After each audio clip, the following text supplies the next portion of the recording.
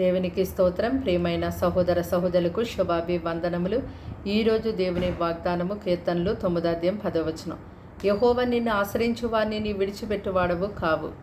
చూడండి, నీవే నా దేవుడవు, నీవు తప్ప వేరొక దేవుడు నాకు లేడువని ప్రభువైన యేసుక్రీస్తు వారిని ఆశ్రయించి ఆయన యొక్క మార్గంలో నడుస్తూ ఆయనను ఆరాధిస్తూ ఆయన సేవించేవారుగా ఉన్నటువంటి వారెవ్వరినీ కూడా ఆయన ఎన్నటెన్నటికీ కూడా విడనాడు దేవుడు ఆయన కాదు.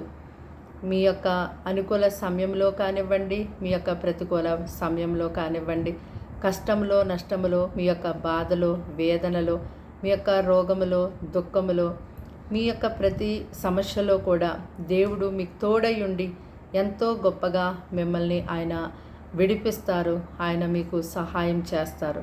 అంతేకాదు, ఆయనను ఆశ్రయించు వారికి ఆయన గొప్ప ఆశ్రయదుర్గం వలె ఉండి సదాకాలము మరణం వరకు ఆయన ఎంతో గొప్పగా నడిపిస్తారు. ప్రార్థన. దేవానికి వందనములు, స్తోత్రాలు, స్తుతులు చెల్లిస్తున్నాం తండ్రి.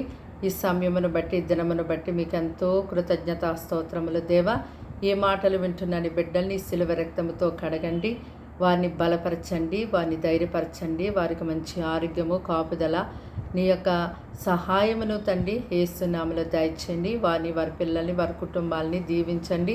ఈ దినమంతా వారి యొక్క పనిపాటలందు, ఉద్యోగముల యందు, వ్యాపారములందు, చదువుల యందు, ఎగ్జామ్స్ యందు, అన్నిటి యందు మీరు తోడయుండి నీ బిడ్డల్ని ఎంతో గొప్పగా నడిపించండి.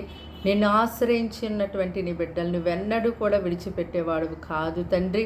మీరు చేసిన గొప్ప వాగ్దానం బట్టి నీకు స్తోత్రములు ప్రభువా. ఇదిగో నిన్ను ఆశ్రయించి అయా తండ్రి నాయన నీ కాపుదల్లో నీ ప్రజలు ఉండడానికి సహాయం ఇచ్చేయమని ఈ ప్రార్థన యేసు నామములో సమర్పించి వేడుకుంటున్నాము తండ్రి.